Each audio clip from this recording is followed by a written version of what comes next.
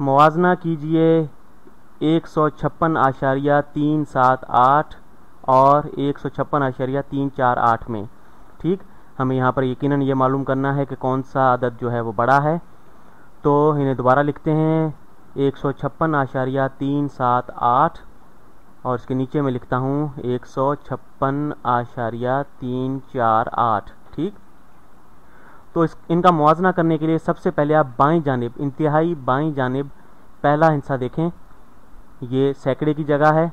ठीक, तो सैकड़े की जगह पर 1 है। हम ऊपर वाली रकम में देखते हैं, यहाँ पर ये देखें कि इंतहाई बाईं जानिब जो है ये सैकड़े की जगह पर ये 1 है और नीचे भी 1 है, दोनों में 1 बराबर है।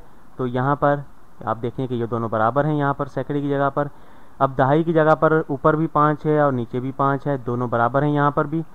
तो यहाँ तक दोनों रकमें बराबर आ रही हैं।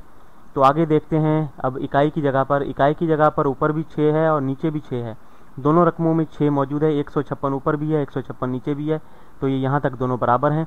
अब चलते हैं आके आशारिया के बाद 1/10 की जगह पर या 1/10वें हिस्से की जगह पर, तो दोनों में 3 मुश्तरक है। अब चलते हैं 1/100 की जगह पर, यहाँ पर 7 सवें हिस्से हैं और 4 सवें हिस्से हैं। तो 4 सवें हिस्से छोटे हैं 7 से, तो ऊपर वाली रकम यकीनन बड़ी है। तो यहाँ पर 8 है दोनों में आखिर में, तो ये बराबर है, लेकिन इसे हम नज़रअंदाज कर देंगे, इससे कोई फ़र्क नहीं पड़ता।